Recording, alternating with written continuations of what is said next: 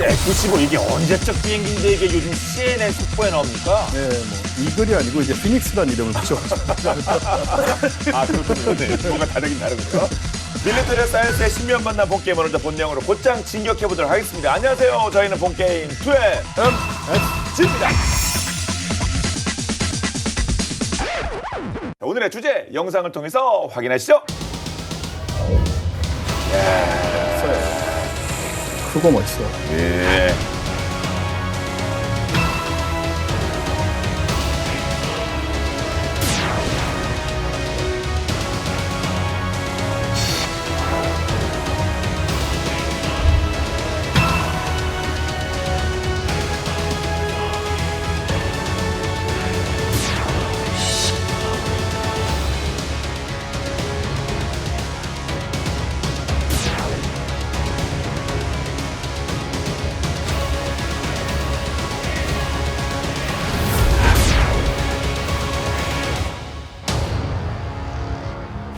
공중전의 제왕 백전노장의 전설이 돌아왔습니다. 요즘 한창 이슈머리 중인 전투기죠. 지난 9월 27일 현지 시각 기준이고요. 이스라엘군이 헤즈볼라 수장 하산 나스랄라 제거 작전을 위해서 레바논 베이루트의 남부에 8대를 동시에 출격시킨 바로 그 비행기 F-15인데요. 와, 진짜 저도 그 영상이 아주 화제가 돼서 봤는데 진짜 맹폭하더만요.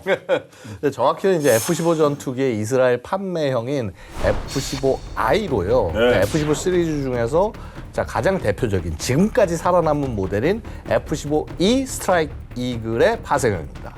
J-담, 그러니까 정밀 유도 시스템이 장착된 BLU-105, 사실 블루 109이라고 있습니다만, 이 초대형 관통폭탄, 요것을 이제 한 4기 정도 장착했고요. 그 다음에 SDB, 스몰 디아미터 밤, 이 소형 폭탄을 한 20발까지 장착을 할 수 있고, 그래서 그런 것들을 혼재해서 갔기 때문에 엄청난 양을 떨굴 수가 있었던 거고요. 그 이스라엘군은 지난 9월 27일 폭격 당시에 그 하산 나스라를 비롯해서 헤즈볼라 지휘부가 존재하는 약 60피트, 그러니까 약 18m 깊이의 지하 벙커에 이제 폭격을 가했습니다. 이스라엘군이 헤즈볼라 지휘부의 회동을 사전에 파악해서 2초 단위로 2,000파운드급 블루 109 폭탄 등 폭탄을 100발을 퍼부으면서 정밀 폭격을 가했어요.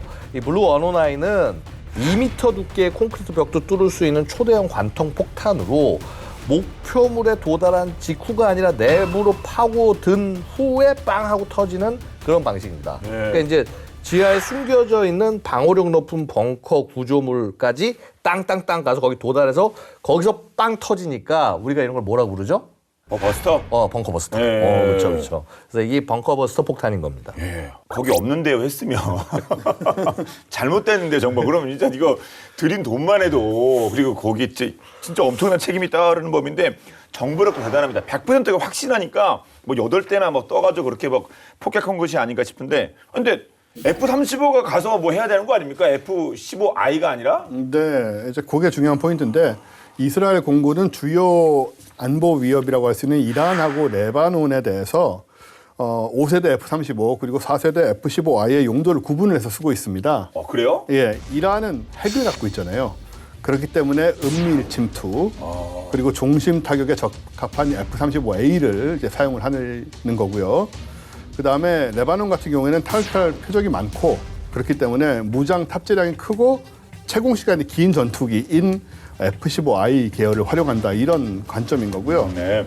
이스라엘 공군의 4세대 및 5세대 전투기 운용 사례는 이란 및 레바논, 즉 핵보유국과 많은 타격 표적을 가진 나라 이렇게 특성을 나눠서 이제 접근하고 있는데 이게 바로 이제 북한을 상대하는 북한이 둘 다잖아요. 예. 북한을 상대해야 하는 우리 공군의 운영 전략에 좀 시사점을 제공해 줄 수 있기 때문에 오늘 주제가 좀 중요하게 좀 부각될 수 있는 것 같습니다. 네. 일단 그 무장 탑재량만 본다면 일단 F-15가 일단 그 기체가 크니까 F-35보다는 일단 그 많이 이렇게 탑재해서 작전할 수 있겠죠? 그 5세대 스텔스기 F-35A의 무장 탑재량 최대 8.1톤입니다. 레이더 탐지를 피하기 위해서 이제 내부 무장창에 적재를 해야 되는데 그런 폭장량이 더 제한이 돼요. 그래서 F-15I는 최대 무장 장착량이 네. 뭐 F-15E하고 마찬가지로 11톤이에요. 그럼 이게 어느 정도 분량이면 잘 감이 잘 안 오실 텐데 2차 세계대전 당시에 가장 뛰어난 폭격기, 가장 엄청난 그래서 핵폭탄을 떨궜던 B-29 예. 최대 폭장량이 9톤이에요. 아, 그거보다.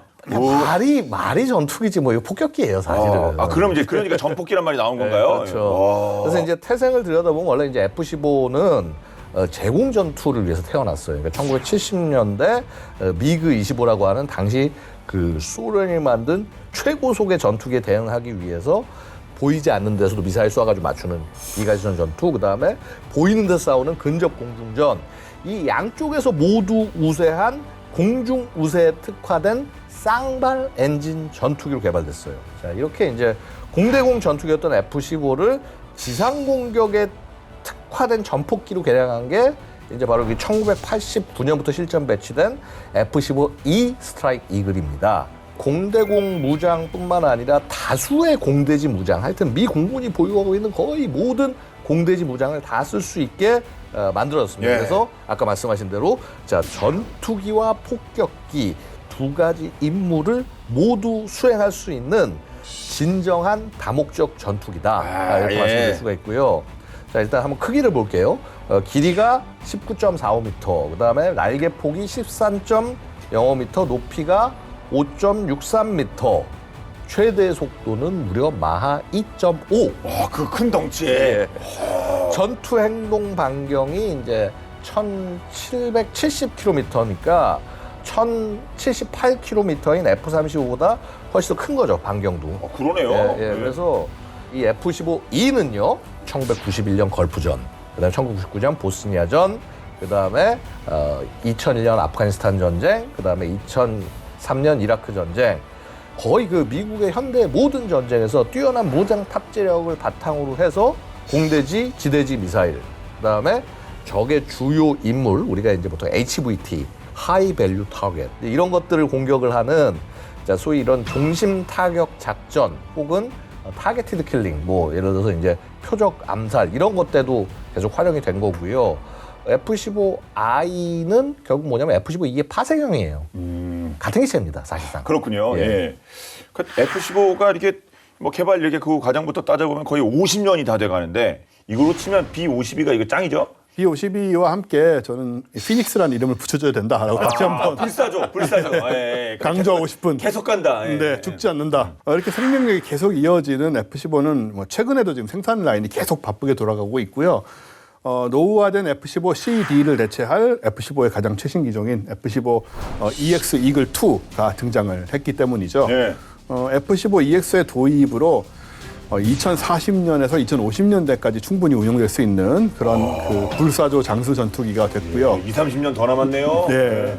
미 공군은 2020년 7월에 보잉사와 228억 달러, 26조 원 규모의 F-15EX 조달 계약을 체결해서 총 144대의 F-15EX가 단계적으로 도입될 예정이었으나 예산 문제에 발목이 잡혔습니다.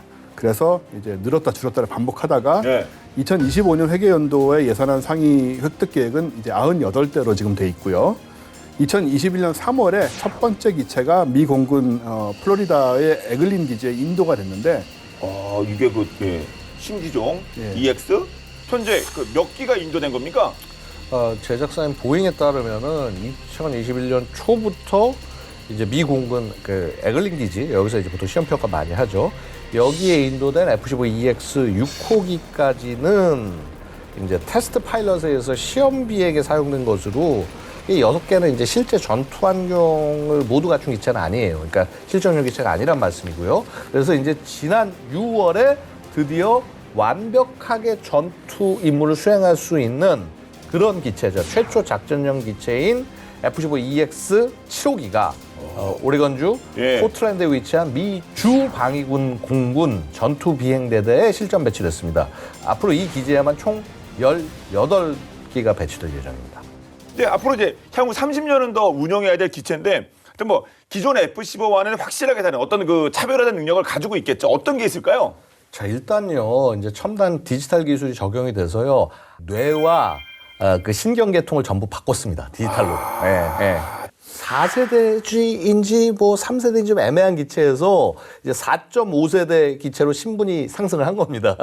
그래서 이제 5세대 스텔스기 성능에 거의 필적하는 압도적인 성능을 가지고 있다. 뭐 이렇게 이제 평가가 되고요. 5세대 필적이면 5세대 뭐 F-22, 뭐 35, 뭐 이런 기체들 아닙니까? 이거랑 그렇죠. 이제 비교하는 거예요? 현재 이제 세계 각국에서 전투기용으로 사용하고 있는 레이더 중에서 최강이라고 할 수 있는 APG-82 V 버전 1 A사 레이더가 탑재가 됐습니다. 대형 항공기라면은 한 420km 거리에서부터 소형 표적은 240km 거리에서부터 추적 탐지할 수가 있고요. 자, 10개의 표적을 동시에 추적해서 이렇게 공격을 유도할 수가 있고, 레이더 출력이 워낙 세다 보니까 심지어 이 레이더 팔을 이용해서 방해 전파를 쏴서 적 레이더를 교란하는 전자전 공격도 가능하답니다. 이야, 대단하네요. 무장도 더 강화가 됐고요. 기존의 무장은 원래 짱 아니었습니까? 근데 거기서 더 업그레이드가 됐어요? 28%나 더. 와, 그 비슷한 기체에 더 업그레이드할 뭐 여지가 있었나 보죠? 4.5세대, 5세대의 차이는 지금 0.5 차이인데 그 부분이 바로 스텔스가 아니라는 부분이겠죠. 그쵸. 그건 어쩔 수 없는 부분인데 대신에 정말 전투기 사상 유례 없는 어마어마한 폭탄 미사일 탑재 능력을 갖추게 됐고요. 최대 무장 탑재량이 13.4톤에 달하니까 뭐 말도 못하게 많은 양을 싣고 다닐 수가 있습니다. 그럼 11점 몇 톤이라고 하지 않았습니까? 근데 그 부분이 이제 확 또 높아졌군요. 그렇죠. 예. 그리고 F-15EX에는 12개소의 무장 장착대가 설치되어 있어서 최대 22발의 공대공 미사일을 장착을 하는데 F-15E의 경우는 10발이 탑재됐었거든요. 그러니까 2배 이상 늘었다고 정말 보시면 되고 그러네요. 그리고 최대 사거리가 200km에 달하는 최신형 그 AIM 120D 암람 공대공 미사일을 22발 탑재하는 경우에 200km 떨어진 먼 거리에서 적 전투기 1, 2개 편대를 경멸시킬 수 있는 한 대로 그런 능력을 갖고 있다라고 하니 이건 뭐 말도 안 되는 그런 원샷 화력이죠. 원킬이면 충분히 가능하겠네요. 한 20개 떨어뜨릴 수 있겠네요. 근데 뭐 네. 이론적으로는 가능하다는 네. 얘기죠. 중앙 무장 장착대는 최대 중력 3,175kg, 길이 6.7m가량의 미사일을 또 탑재할 수 있는데 와, 3톤. 예, 엄청 큰 미사일을. 이거는 F-15EX가 현재 미국이 적극 개발 중인 길이 6.1m의 AGM-183A 극초음속 순항 미사일도 발사할 수 있다는 것을 시사합니다. 그리고 무게가 2.3톤에 달하는 GBU-28 벙커 버스터도 탑재할 수가 있는데 이거는 지하 시설에 대한 엄청난 타격 능력을 얘기하는 거고요. 그리고 또 최대 사거리 930여 킬로미터로 유사시 중국 타격에 선봉에 설 수 있는 제즘 ER 장거리 공대지 순항 미사일도 탑재가 가능합니다. 폭탄과 공대지 미사일은 합쳐서 최대 24발 가량을 달 수가 있어요. 그러니까 미사일 배달 비행기 같은 느낌이에요. 근데 얘는 그냥 단순 그 수송기가 아니라 쏠 수도 있는 거 아닙니까? 그렇죠. 와. 쏘는 게 되게 중요한 부분이고요. 그러니까요. 그것도 가능한데 이렇게 많은 거를. 와. 예, 그리고 중국이 지금 미 항모 전단 타격을 위해서 개발한 H-6K 최신형 폭격기가 무장 탑재 능력이 12톤이거든요. 이건 폭격기인데 네. 그거보다 더 많은 폭탄과 미사일을 탑재할 정도니까 말 다 했죠. 진짜 이 F-15EX 이거 새로 나온 규정은 직강 끝에 이게 끝 아닙니까? 이거 진짜 공중에서 확실히 뭔가를 정리할 수 있을 것 같습니다. 근데 이제 미군이 적 방공망 제압에 상당히 적극적이잖아요. 근데 앞서서 이렇게 뭐 강력한 뭐 전파를 이렇게 쏴가지고 상대편을 뭐 그쪽으로 무력화시킨다 그런 말씀도 하셨는데 그런 게 이제 뭐 전자전 아니겠습니까? 그쪽 맞습니다. 조금 더 구체적으로 설명해 주시겠어요? 이게 핵심이 EFAS라는 장비가 있어요. BAE 시스템즈에서 개발한 이글 수동 및 능동형 경고 생존 체계 이렇게 이제 불리고요. 이게 이제 그야말로 전투기의 신의 방패를 쥐어주는 엄청난 전자전 장비다 이렇게 표현을 할 수가 있겠습니다. 그러니까 F-15E의 기존 전자전 장비가 레이더 유도 방식의 이제 대공 미사일을 대응하는 거라고 한다면은요, 이 EFAS는 적의 미사일은 물론 미사일을 발사할 때 밑에서 조준용으로 쓰는 레이더까지 교란을 시키는 장비예요. 진짜 원점에 가깝게 하여튼, 그렇죠. 예. 조준하지 마라 이거 아닙니까? 그렇죠. 예. 아예 어딜 쳐다봐. 그게 눈 깔아. 눈 깔아. 그렇죠. 눈 깔아. 예. 레이더 유도 방식의 대공 미사일이 이제 어떻게 되냐면 먼저 지상에 있는 대공 레이더나 혹은 이제 전투기 레이더로 표적을 찾은 다음에 레이더 전파, 송신파와 수신파가 이렇게 계속 계속 유지되는 상태에서 락콘을 딱 해서 삐 하고 락콘이 되면 이제 발사하는 이런 방식인데 이제 이 파스가 멀리서 이제 일반적 전투기나 방공 시스템이 레이더를 쫙 레이더파를 보냈는데 얘는 멀리서 먼저 요 전파 이거 날아오네 하면서 눈 까라 그러면서 이렇게 쫙 먼저 그러면서 쏘는 겁니다. 네. 예. 이 파스가 가동되는 상황에서 적 전투기나 지대공 미사일은 요 그 F-15EX를 아예 조준도 못한다. 예. 자, 그래서 이제 운이 좋아서 이제 미사일을 발사했다고 해도 이 파스가 자동으로 그 미사일의 위협을 탐지 식별해서 그 해당 미사일이 사용하는 유도용 레이더 전파와 유사한 교란 전파를 계속 엉뚱한 데로 보내는 거예요. 야, 너 절로 가, 절로 가. 그렇게 해서 이제 유도해서 빛나게 만들고 적외선 유도 방식의 미사일이 날아온다. 그러면 이것도 감지를 한 다음에 그 최적 형태의 적외선 방해 신호를 또 계속 보내서 빛나게 만듭니다. 그래서 한마디로 이 전자전 장비를 탑재한 F-15EX는 현존하는 그 어떤 유형의 대공 무기로도 격투할 수 없다. 와. 일단 이렇게 제작사는 말하고 있습니다. 아, 그렇죠. 일단 카다로그 스펙은 일단 뭐 그런데 아마 그 중에 뭐 꽤 맞는 부분이 있을 것도 같죠. 네, 그렇죠. 그 말이 맞다고 한다면 진짜 이거는 신의 방패 아닙니까? 아예 안 뚫릴 거 아니에요. 그럼 어떻겠어요? 비싸겠죠. 그게 문제죠. 이게 좋으니까 그렇죠. 얼마나 비싸길래 그래요? 네, 2025년 그 회계년도 미국 정부 예산에 나온 가격을 기준으로 보면요, 그 F-15EX 전투기 한 대 가격이 9,395만 달러인데 이 전투기에서 1,735만 달러, 그러니까 거의 18%가 오로지 이 파스 구매를 위해서 필요한 비용이라고 해요. 이게 2천만 달러 가까이 되나 보네요. 대충 찍어서. 그러면 그게 뭐냐면요, 어지간한 훈련기 한 대 값인데 비싼 게 쓸만하니까 네. 이거 없으면 안 된다. 그러니까 사는 거죠. 아니 근데 그 말씀하신 것처럼 아니 그 레이더 이 방공 기지가 눈 까는 상황이면 예. 이거 뭐 있어야 되는 거 아닙니까? 눈을 깐다는데 예. 그거 진짜 2천만 달러가 그거 아시겠습니까? 아무튼 뭐 엄청나긴 하네요. 돈값 하는 거죠 그 정도면. 네, 그뿐만이 아니고 네. 미군이 지금 운용하는 이제 최강 전자전기가 그 EA-18G 그라울러 아니겠습니까? 아 그렇죠 그렇죠. 이 그라울러가 2027년에 생산 종료가 됩니다. 그래서 그라울러에 탑재할 차세대 제머인 NGJ가 이제 F-15EX에 통합될 걸로 예상이 되는데 네. 그래서 심지어는 차기 전자전기로도 사용될 것이다 와. 라는 그런 관점이죠 지금. 예, 그동안 F-18로 쓰던 게 그 이제 F-15로까지 이제 이식돼 그러나 보네요. 네, 이 차세대 제머 NGJ라는 것은 굉장히 위력적인데 예. 기존에 사용하던 그 ALQ-99가 기계적인 트랜스미터를 물리적으로 이렇게 움직이면서 방해 전파를 쐈다고 본다면 NGJ는 A사 레이더에 사용되는 그 트랜스 리시브 모듈을 이용해서 방해 전파를 발사를 하고 그 모듈도 이제 역시 A사 레이더에 사용되는 최신 소자인 그 질화 갈륨 반도체를 이제 사용을 하고 있죠. 그래서 전력 효율이 굉장히 높습니다. 즉 아주 적은 에너지로 아주 강한 전파를 쏠 수가 있다라는 얘기고 NGJ의 구체적인 성능은 기밀인데 제작사 측은 ALQ-99보다 최소 3배의 재밍 범위를 갖고 있다. 아, 저건 사이즈가 예. 3배요. ALQ-99가 144km 정도를 교란한다라고 한다면 NGJ는 450km 정도, 즉 한국의 부산 상공에서 떠서 북한의 평안북도 일대의 레이더는 물론 항공기의 전파들까지도 먹통으로 만든다는 얘기니까 네. 그래서 이 F-15EX에 아까 이포스하고 그다음에 NGJ까지 더해지면 전자 관련돼서는 뭐 천하무적이라고 할 수 있는 거죠. 예, 뭐, 예, 그 반대편, 예, 적국 입장에서는 완전 반칙일 정도로 이건 진짜 그 넘사의 어떤 그 기술 차이인데 아무튼 뭐 이 정도면 뭐 5세대에 어떤 필적하는 그런 뭐 기체인 거 인정하겠습니다. 그런데 아무튼 뭐 5세대는 아닌 거 아니에요. 30이나 뭐 20이나 뭐 이런 것들을 좀 이렇게 붙여갖고 하면 더 나은 거 아닙니까? 근데 왜 F-15로 이게 방향이 갔을까요? 걔네가 지금 충분히 빨리 안 나오니까 문제가 되는 거죠. 네, 그래서 미 공군은 원래 2040년까지 기존에 운영하던 F-15CD를 F-22로 대체하려는 계획을 갖고 있었어요.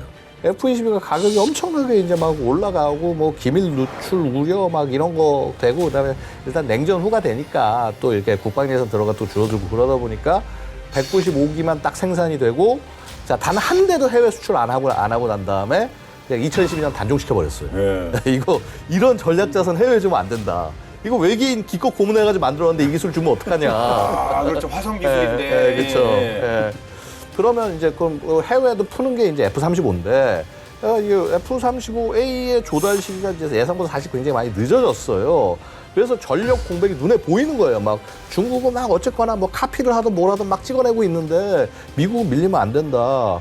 게다가 또 F-35A는 스텔스 하려고 그러면 또 무장 탑재로 적고 그러니까 러시아나 중국의 그 최신 전투기를 상대로 공대공 상황이 딱 벌어졌다. 네. F-22, F-35만으로 충분히 막아내기 어렵다. 왜냐하면 능력이 안 돼서가 아니라 숫자가 부족해서. 예. 그러다 보니까 이 F-15EX를 구원투수로 등판시키는 겁니다. 전 그 미 공군 참모총장인 데이비드 골드페인 대장님께서 얘기하시는 게 F-15EX가 그 기존과 굉장히 뛰어난 호환성을 가져서 전력 공백을 정말 빠르게 해결할 수 있다. 이 공백 해결하려면 F-15EX밖에 없다. 이제 이렇게 얘기를 하고 있는데요. 이 F-15CD 이 부대를 F-35로 전환하려고 그러면은 자 별도의 장비 붙여야지, 훈련시켜야지, 또 시설하고 막 이것저것 하다 보면은 몇 년 이상 그냥 훅 날아가 버리는 겁니다. 비행 교육 기존 F-15를 EX로 이제 딱 하면은 12개월이 걸리는데 되려 그 F-22, 35에서 그 F-15EX로 넘어가면은 18개월 소모된다고 그래요. 기존에 있는 거 좀 낡은 거라도 이걸 갖다 쓰는 게 훨씬 더 이득인 상황인데 안 쓸 이유가 없다는 거죠. 아, 그렇군요. 예. 그 F-35의 비행 시간당 비용을 보면 시간당 35,000달러, 즉 4천만 원이 소요가 되거든요. F-15는 27,000달러, 3천만 원, 여기서 1,000만 원 차이가 나는 거죠. 시간당 1,000만 원이니까 보통 전투기는 뭐 30년 이상 쓰기 때문에 이게 이제 쌓이면 누적 운영 유지비의 차이가 굉장히 크다. 이런 점은 얘기할 수가 있죠. 그렇군요. 예. 아무튼 이게 스텔스 기능이 없으니까 좀 어디 그 잘못 갔다가 이거 위험해지거나 뭐 그런 거는 고려해야 되는 거 아닙니까? 신형 F-15EX는 많은 부분이 개선이 됐지만 뭐 어쨌든 간에 1974년에 출고된 F-15A하고 기체 자체는 뭐 형태는 동일하다고 봐야 되고 그 전투기의 스텔스 성능을 평가하는 RCX 수치를 보면 F-15E는 25제곱미터니까 이거보다 훨씬 큰 그 B-1B 폭격기도 10제곱미터 정도밖에 안 되니까 엄청나게 크게 보이는 그런 오래된 설계다라고 할 수 있는데, 근데 미 공군은 이제 이 부분을 해결할 수 있는 이제 전술적 계획을 갖고 있는 거죠. 미 공군은 F-35와 F-15EX의 장점을 살려서 운영하려는 그런 계획을 이제 사용을 하려는 건데, 먼저 F-35가 스텔스 성능을 발휘를 해서 새 전선 지역에 ILST 적외선 탐지 추적 장비로 은밀히 표적을 조준을 합니다. 그런 다음에 그 정보를 이선에 있는 F-15EX에 보내주는 거죠. F-15EX가 사거리 200km 이상의 암람 공대공 미사일 같은 것들을 사용을 해서 적 전투기 편대를 장거리에서 타격을 하는 겁니다. 아, 그렇게요? 예, 이런 방식으로 F-15EX는 사실 그리고 기존 전투기에 비해서 2배 이상의 공대공 미사일을 탑재를 하기 때문에 기존 전투기에 비해서 절반 이하만 출격을 해도 작전을 충분히 수행할 수가 있는 거니까 그만큼 위험성이 또 덜어지는 거고요. F-35가 만약에 없는 경우에는 이제 조기 경보 통제기가 같은 방식으로 데이터 링크를 통해서 F-15EX의 표적 정보를 보내줘 작전을 할 수도 있고요. 한마디로 미 공군의 전술적인 형태로 스텔스 B-2 폭격기 아니면 뭐 F-22, F-35가 먼저 가서 적의 주요 지휘 시설과 방공망을 공격을 하거나 아니면 정보를 취득을 한 다음에 F-15EX가 격추될 위험이 매우 적은 멀리서 공격을 하겠다. 이런 아주 좀 뛰어난 그런 전술적인 접근을 하고 있는 거죠. 예, 아주 듣기 아주 딱 보니까 예, 그냥 그림이 나오죠. 예. 아, 그래서 F-15EX를 그 돈 들여서 만드는구나. 예, 알겠습니다. 뭐 또 추가적으로 또 있어요. 예, 또 있어요. 대량 생산한 이유 중에 또 하나가 뭐냐면요, 복자형이에요, 얘가. 그러니까 유일한 복자형 전투기가 되는 거예요. 그게 뭔 장점이길래? 무슨 말인고 하니 이제 저 조종사 한 명 탑승하는 F-22, F-35 달리 2명이 되면 어떻게 되냐면 조종사 혼자 모든 걸 다 하는 게 아니라 이제 뒤에 무장관제사와 여러 가지 임무를 분할을 할 수 있게 되는 게 더 중요하다는 겁니다. 그러니까 예를 들어서 단순히 전투기가 이제 막 뭐 간섭 무장 폭장만 떨구는 게 아니라 이제 자 드론 무인기 편대 해가지고 해서 가야 되는데 조종사가 언제 지가 조종하면서 옆에 무인기까지 뭐 다 야 어디로 가라 이거 어렵거든요. 결국 미래전에서 우리 소위 멈티 유무인 복합 체계가 대세다라고 얘기를 하는데 이 대세를 실제 운용하기 위해서는 조종사 한 명 탄 F-22, F-35는 안 되고 되려 이 2명을 탄 F-15EX가 그 역할을 해주는 거예요. 예. 1976년에 실전 배치된 이래 근 40여 년간 공중전의 제방의 자리를 누린 F-15. 와, 진짜 엄청나네요. 근데 또 화려한 공대공 실전 전투 데이터가 있다고 합니다. 115대 0. 와. 적기 115대를 격추하는 동안 F-15는 단 한 차례도 격추당하지 않았다고 합니다. 이러면 진짜 무적의 전투기를 할 수 있죠. 근데 115대 0보다 더 놀라운 일화가 있다고 그러는데 도대체 F-15는 뭐죠? 옛날에 외계인이 해주신 건가요? 어떤 내용일지 115대 0만큼 뛰어난 어떤 뭔가 있다고 합니다. 뭔지 본방자사에서 살펴보겠습니다.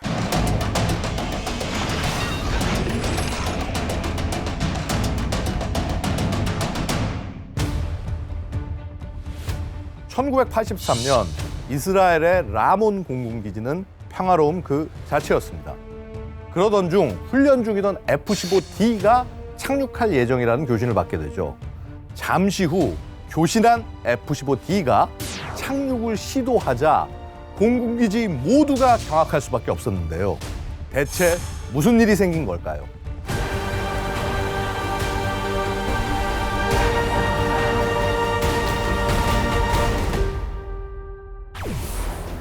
(1977년) 이스라엘 공군은 빠른 속도를 무기로 이스라엘 영토를 자기 마음대로 오가는 구소련제 미그 25를 잡기 위해 급히 미국에서 최첨단 전투기 F-15를 도입합니다. 하지만 아무리 당대 최강의 전투기 F-15를 보유하더라도 훈련이 받쳐줘야 그 성능을 제대로 발휘할 수 있죠. 또한 이스라엘은 과거 주변에 산재한 적국들과 5차례에 걸쳐 전쟁을 벌였었고 지금도 일촉즉발의 상황에 처해 있기에 이스라엘의 육해 공군은 실전을 방불케 하는 훈련을 하는 것으로 유명한데요. 1983년 5월 1일 이스라엘은 네게부 사막 훈련장에서 F-15 전투기 한 대와 A4 스카이호크 공격기 2대를 이용해 모의 공중전 훈련을 진행합니다. 훈련인 줄 모르는 사람이 보면 전투기들이 공중전을 펼치는 게 아닌가 싶을 만큼 F-15D와 A4 스카이호크는 공중에서 아찔한 기동을 선보였죠. 하지만 이미 여러 번 이루어졌던 훈련이었기에 조종사들은 평상시와 크게 다를 게 없다고 생각했습니다. 다른 날보다 날씨가 조금 흐렸던 것만 제외하면 말이죠. 좋지 않은 가시거리 탓에 서로가 어디를 알고 있는지 육안으로 잘 파악되지 않는 상황에서 F-15D의 조종사는 기체에 트럭이라도 부딪힌 듯 엄청난 충격을 느낍니다. 뭐지? 설마 적의 기습인가? 싶은 순간 A4 스카이호크 한 대가 공중에서 폭발했고 조종사는 무사히 탈출했다는 교신이 들어왔습니다. 주변을 보니 화염에 휩싸인 다른 비행 물체가 보였죠. 훈련 중이던 F-15D와 A4 스카이호크가 꽝! 하고 접촉 사고를 일으킨 것이었습니다.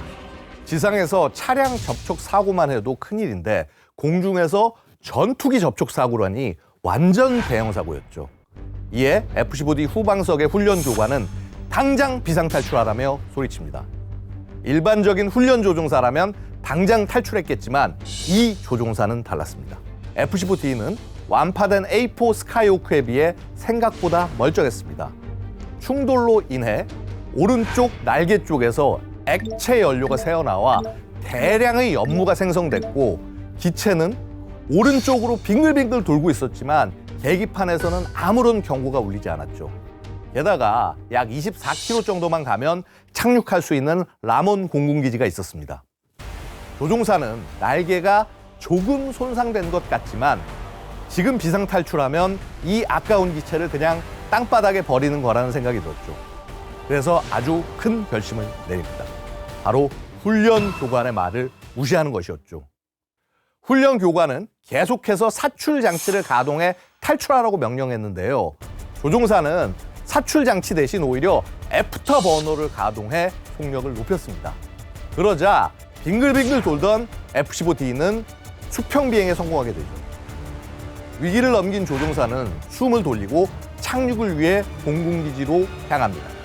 그런데 속력을 조금이라도 줄이는 순간 기체는 다시 회전하기 시작했습니다.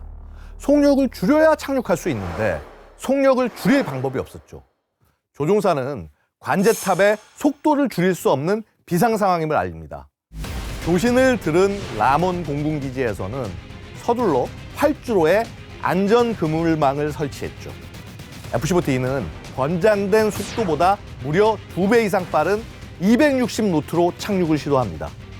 바퀴에서는 연기가 나고 스파크가 튀고 난리 끝에 천만다행으로 안전 그물망 10m를 남겨놓고 정지하게 됩니다.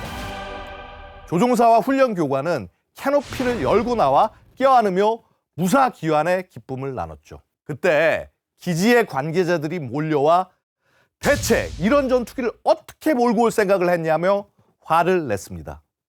조종사는 훈련 교관과 함께 타고 온 F-15D의 기체를 보았는데요. 그 순간 둘은 그 자리에 얼어붙을 수밖에 없었습니다.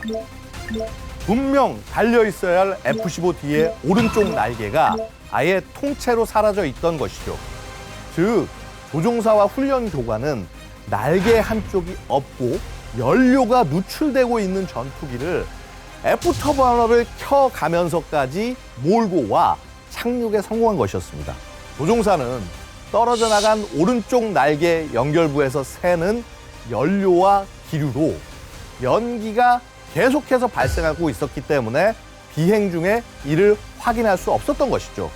이에 조종사는 내가 보지 못했으니 망정이지 날개 한쪽이 아예 없어진 걸 알아채었다면 바로 탈출했을 것이다 라고 했다고 합니다.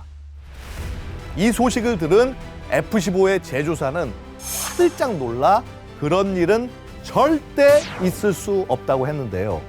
하지만 날개 없는 반쪽짜리 F-15와 착륙 영상을 보고서는 믿을 수밖에 없었죠. 이후 제조사는 조사를 통해 강력한 엔진이 2개나 달려있는 덕분에 기적적으로 착륙에 성공한 것이라는 결론을 내립니다. 덕분에 날개가 손상되어도 착륙이 가능한 항공기를 제조하는 회사라는 명성을 안게 되었죠. 그렇다면 대단한 깡을 소유한 조종사는 어떻게 됐을까요?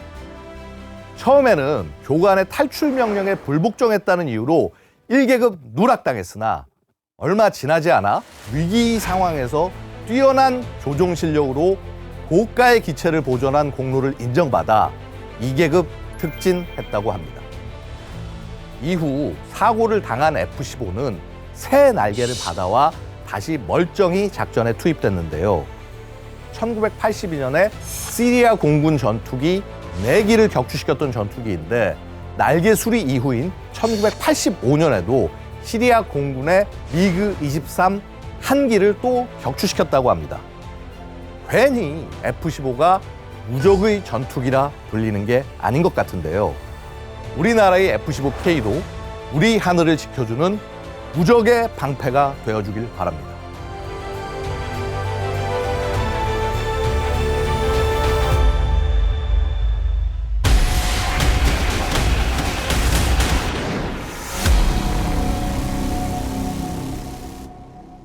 미공군이 이렇게 막 그 적극적으로 이 F-15EX를 채택을 하면 막 다른 나라에서도 이렇게 우리도 살래요 뭐 이런 얘기 나오는 거 아닙니까? 네, 당연히 그렇고요. 이스라엘 같은 경우에 F-15EX에 기반하고 있는 F-15IA 50대를 도입하겠다. 그리고 기존의 F-15I도 F-15EX 수준으로 개량하겠다는 계획을 이미 갖고 있고요.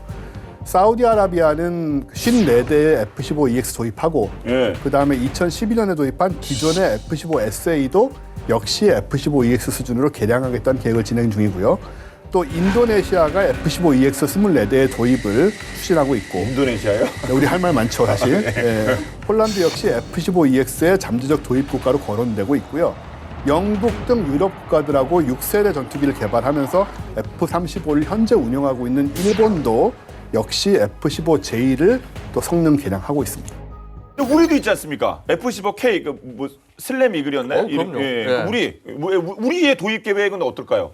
사실은 이제 이 우리 공군이 그 2005년부터 2010년 그러니까 FX 1, 2차 사업 통해 가지고 보잉사로 F-15K를 들여왔고 모두 59대가 운영이 되고 있습니다. 이제 안타깝게도 한 대가 이제 사고로 손실됐고 이제 조종사도 순직을 하셨었는데 자 어쨌거나 이 3시간에 달하는 채공 시간 전투 반경이 거의 뭐 1,800km에 달하는 요 F-15K 사정거리 280km의 원형 공사업차 3m 이내인 슬래미아 이렇게 미사일을 결합을 하면 어떻게 되냐?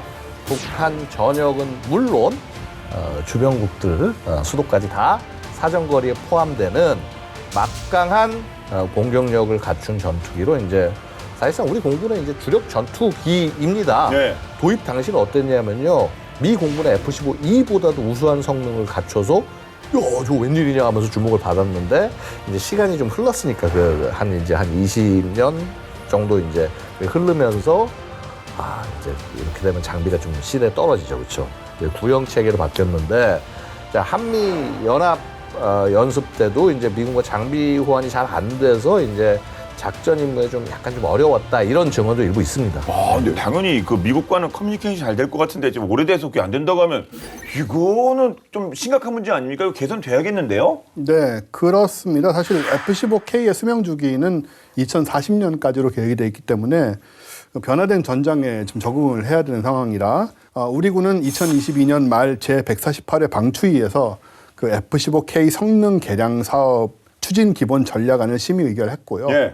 이걸 바탕으로 2024년 즉 올해부터 2034년까지 10년 동안 총 3조 4,600억 원을 들여서 F-15EX의 버금갈 성능을 갖춘 F-15K 플러스로 성능 K 플러스. 개량할 예. 예정입니다. F-15 성능 개량 사업은 국외 구매 방식으로 추진이 되고요. 이거는 우리 공군 기체를 미국의 현재 보잉사로 보내서 공장에 입고를 시켜서 진행하는 방식입니다. 예. F-15K 플러스 이건 뭐 어떤 내용들이 달라지는 겁니까 그러면?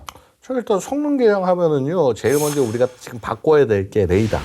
A사. 우리가 A사를 못 따라서 그때 처음에 이제 A사를 사야 된다 했는데 약간 이제 그때도 좀 예산이 좀 부족한 측면도 있고 미국이 그때 잘 안 팔려고 그런 것도 있었어요. 그래서 이제 어쨌거나 A사. 이렇게 이파스 같은 장비가 생겼으니까 당연히 신형 전자장비 들어가야 되고요. 자, 그 다음에 이제 뇌를 똑똑하게 만들어줘야죠. 임무 컴퓨터 교체를 해줘야 됩니다. 그러면서 이제 배선 같은 것들을 다 바꿀 거예요. 그 다음에 이제 그 성능 개량 부분이 보통 이제 날개 앞쪽, 이쪽 머리 쪽에 이제 배치가 돼 있으니까 날개 앞부분에 있는 거 그냥 통째로 바꾼다. 뭐 이렇게 생각하시면 더 편할 거예요. F-15 기체를 조립할 때 이제 보통 전방부하고 후방부를 따로 이제 만들어 놓은 다음에 그걸 딱 붙이는 거예요. 필요시에 이제 조종성 바로 뒷부분과 요 날개 시작되는 요 사이를 뚝 분리해서 떼어낼 수 있게 돼 있어요. 그러니까 신기하네요. 그게 돼요? 됩니다. 그 다음에 이제 레이더와 조종속 등을 전통적인 방식으로 교체하는 방안도 검토를 했는데 이제 우리 한국 국방연구원 카이다에서 연구 결과 기체 전방부 전체를 그냥 완전히 다 교체하는 게 아예 통째로 바꾸는 게 작업 소요하고 시간 최소화해서 제일 효율적이니까 통째로 바꾸자. 그러니까 기존의 거를 뭐 이렇게 해가지고 해서 하는 게 아니라 그냥 통 크게 바꿔. 이제 이게 훨씬 더 효율적이고 저렴하다. 예. 이런 거죠. 이퍼슨과 그 신의 방패 만들어주는 그게 도입이 돼야 될 텐데요. 그렇죠. 이제 그 부분만을 따로 얘기를 드리면 기기식 레이더인 AN/APG-63V1에서 AN/APG-82V1 A사 레이더로 교체가 되는 거고요. 또 이퍼스 당연히 적용이 되고요. A사 레이더로 채택한 그 AN/APG-82V 모드 1하고 가장 호환성이 높도록 제작 단계에서부터 배려된 이퍼스인 만큼 가장 효율적인 작전이 가능한 전자전 장비로 이제 만들겠다 이런 생각이고, 그리고 연합작전 시에 전자전 관련 데이터 공유가 가능한 것이 최대 장점으로 지금 꼽히고 있습니다. 네. 근데 앞서 그 뭐 뇌에 해당한다고 하는 임무 컴퓨터? 요거 이제 어떻게 교체가 되는 걸까요? 사실 컴퓨터라는 것은 뭐 너무나 빨리 발전을 하기 때문에 교체를 자주 해주면 좋겠지만 또 전투기의 특성상 이거를 뭐 6개월에 한 번씩, 1년에 한 번씩 우리 뭐 스마트폰 받듯이 바꿀 수는 없는 것이고. 그렇죠. 뭐 그래픽 카드 이거 올라가면 막 1년에도 뭐 한두 번씩 나오거든요. 그렇게 바꿔주면 좋은데 다 맞춰야 될 거 아닙니까? 예, 그리고 안전성도 있고. 사용하는데 혼란스럽기도 하고요. 예. 그건 안 되지만 F-15K 전투기의 두뇌라고 할 수 있는 거는 지금 그 ADCP 구형 ADCP 어드밴스드 디스플레이 코어 프로세스라고 하는 건데, 이 미션 컴퓨터를 세계 최고의 처리 속도를 자랑하는 ADCP-2로 교체하는 그런 계획입니다. 이것도 이제 현재 F-15EX에 탑재되는 사양을 그대로 이제 우리가 갖다 쓰는 거죠. 보잉사의 ADCP-2 미션 컴퓨터 프로그램 관리자가 말하기를 새롭게 F-15 전투기에 탑재하는 이 ADCP-2 미션 컴퓨터는 조종석 내부의 게임 체인저다. 라고 말할 정도로 굉장히 강력하다라고 얘기를 하고 있고 임무 효율성 강화 그리고 비행 시스템 안정성 및 승무원 생존 가능성도 향상됐다라는 이런 설명을 하고 있습니다. 진짜 겉으로 보기는 똑같은데 비슷한데 내부가 완전히 그러니까 겉은 전용준인데 속은 오상욱 선수가 되는 거 아닙니까 진짜. 예. 그리고 그것도 안 돼요? 그 정도는 봐줄 수 있는 거 아닙니까? 네. 네. 완전 그렇게 완전히 바뀐다. 특히 내부가. 그러면 그 시나리오가 그대로 현실화된다 그러면 우리 F-15K 그 북한은 뭐 이거 뭐 대처가 되겠습니까? 뜨지도 못하는데 눈도 깔아야 되는 상황이 되는 거죠. 예. 그러니까 이제 멀리 날아갈 필요도 없어요. 이제 경상북도나 충남 여기서 이제 요상공에서 A사리에다 딱 키고 이제 황해도 강원도 일대에 이제 북한 전투기가 혹시 떴다. 먼저 딱 탐지한 다음에 군사 분계점까지 요게 온다? 그러면 이제 120km, 180km 밖에서 중거리 공대공 미사일을 쏟아 부어가지고 그냥 일반적으로 저 몰살을 시키는 거죠. 그리고 이제 북한 영공에 진입을 하고 예. 자, 진입을 하면은 뭐 북한이 뭐 구형 SA5나 SA2 뭐 심지어는 그 요즘 S300 기반으로 한 번개 뭐 5, 6 이제 이런 것들로 막 대응하려고 그럴 텐데 이파스 장비를 이용해서 이제 북한군 방공 레이더를 눈 깔아. 완전히 이제 예. 먹통 만들어 놓은 다음에 평양이나 영변에 유유히 날아가서 이제 정밀 폭탄 딱딱 떨구고 그러고 이제 빠져나올 수 있다.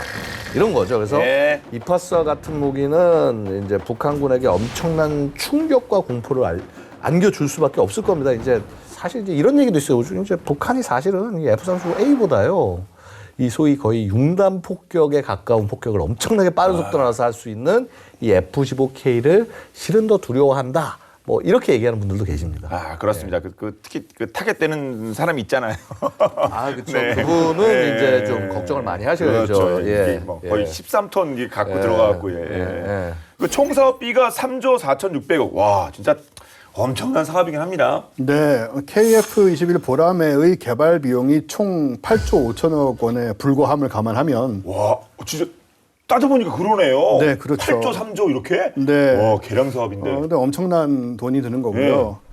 보잉사가 F-15K의 성능 개량에 대당 900억 원이 넘는 비용을 책정을 했습니다.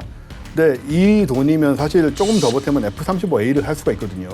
그럼에도 불구하고 F-15K를 개량한다는 건 그만 또 이유가 있는 거죠. 그렇겠네요. 예. 우리가 계속 얘기했던 그런 이유가 있는 것이고 또 일본 역시 비슷한 시기에 그 F-15J를 F-15EX 사용으로 성능 개량을 하는데 역시나 그 개량 비용이 너무 비싸서 좀 터무니없을 정도로 비싸기 때문에 200대 중 절반에도 못 미치는 68대만 개량하기로 결정을 했고요. 개량을 포함해서 30년간 수명주기 비용은 일본의 경우 약 6,465억엔, 한화 6조 6,982억 원이 들어갈 것으로 추산이 되고요. 대당 약 95억엔, 984억 원, 2022년 환율입니다만은 여하튼 간에 일본도 어마어마한 비용을 들어가면서 F-15를 또 개량하고 있습니다. 네, 정말 모두가 F-15EX에 대해서 큰 관심을 갖고 있는 것 같습니다.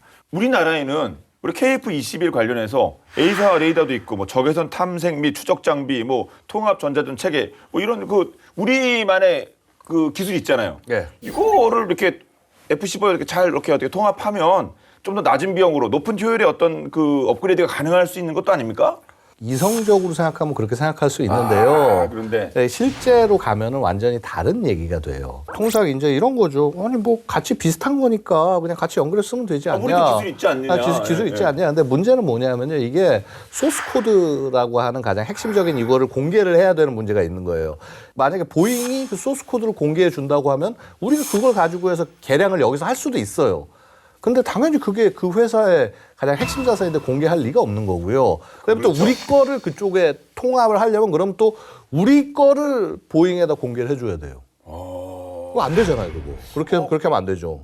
딜이 이루어지기가 좀 어려운데요. 서로? 그거는 서로 딜이 불가능한 겁니다. 네. 그러니까 이게 소스 코드 관련돼서는요, 각국 간에 그야말로 진짜 절대 넘길 수 없는 대회비 정도 간에 정말 중요한 기밀이 되는 거고요. 자국 내에서 정부가 막 칼로 야 이거 안 하면 니들 다 그냥 끝난다라고 하는 정도가 아니면은 그게 안 되는 거예요. 그래서 사실상 실제로 이거 통합하는 거는 거의 쉽지 않다. 또 그런 또 현실적인 어려움이 분명히 있긴 있군요. 5세대 전투기가 절찬리 운영 중이고 6세대 전투기가 뭐 개발 중인 이때 세계 각국이 F-15를 성능 개량해서 지속 운영하려는 무서운 역주행. 야, 이 아이콘 4.5세대 F-15 EX에 대해서 자세히 살펴봤는데요. 자, 끝으로 한 말씀씩 부탁드리겠습니다. 그냥 이거야말로 그 구관이 명관이란 말이 딱 맞는 것 같은 게 50년 됐는데. 새로 나온 5세대 이상의 그 스텔스 전투기들과 서로 짝을 맞춰서 활용할 수 있는 이런 새로운 활용 방식이 나왔다는 것들, 그리고 그것이 적극적으로 활용되고 있다, 이런 부분들을 볼 때 역시 F-15는 불사조로서 피닉스. 피닉스 이름도 바꾸자, 피닉스로 그렇게 계속 갈 수 있는 그런 기종으로 거듭나는 게 참 어릴 때 프라모델을 많이 만들었던 사람으로서 예. 네, 아주 감회가 새롭습니다. 아직도 현역이니까요. 네. 물론 선생님도 마찬가지입니다. 예, 그러니까 F-15EX 그야말로 이 전투기 인척하는 전략 폭격기이다. 전략, 전폭도 아니고 전술도 아니고. 예. 왜냐하면 이제 상당히 지금 이제 이 운용 형태를 보시면 아시겠지만은요, 아마도 이제 그 B-52가 이제 퇴역하고 난 다음에 뭐 이제 B-21이 이걸 다 받을 수는 없어요. 그럼 어떻게 되냐면 상당 부분 아마도 폭격에 관한 임무를 이 F-15EX가 많이 물려받게 될 겁니다. 그래서 그런 플랫폼으로서 훨씬 더 적극적으로 활용이 될 거고요. 그래서 미국이 저 말도 안 되는 돈을 들여가면서 저 낡은 기종을 살려서 쓰려고 하는 것이다. 그래서 사실 또 전투기와 폭격기의 하이브리드적인 성격이 계속 앞으로 유지가 될 거고요. 사실 우리 입장에서도요, F-15K야말로 우리가 가질 수 있는 유일한 전략 폭격기인 거죠. 그래서 이것을 잘 좀 살려서 개량을 해야 되고, 또 그다음에 사실 이 F-15EX에서 우리가 배울 거 가장 핵심인 게 뭐냐면요. 야, 4세대, 구형 세대 전투기를 현대에 이렇게 조합해서 쓰네? 이건 뭐냐, 우리 KF-21에도 그대로 적용해야 될 교훈들이 많다는 겁니다. 그래서 F-15EX의 사례를 보고 우리도 이 KF-21에 하여튼 폭장을 최대한 많이 좀 장착을 하고 무인기와 결합을 하고, 왜냐하면 우리 KF-21도 복장을 나오잖아요. 그렇죠. 그래서 그런 교훈들을 최대한 살려서 F-15EX를 못 사시는 국가들, 자, 전부 KF-21 복자형 와서 사십시오. 자, 이런 거 만들 수 충분히 있다는 거죠. 그렇죠. 뭐 우리도 그렇고 전 세계에서 또 하나의 어떤 그 선택 여지가 되겠습니다. KF-21이요. 오늘 본 게임은 여기까지입니다. 본 게임은 OTT 웨이브와 KFN 유튜브를 통해서 언제든 시청 가능하니까요. 많은 활용 부탁드리겠습니다. 저희는 다음 수업도 화끈한 내용으로 돌아오겠습니다. 지금까지 저희는 본 게임 2의 지였습니다. 고맙습니다. 근데 이 포스인가? 그거 진짜 짱이네요. 눈가락. 이 정도는 내야지. 그러니까. 미사일만 어떻게 하는 게 아니라 그 레이더까지 건드린다고 하면. 뭐 우리 태양 눈 막 저거 하듯이. 그때 그리고 20대 이거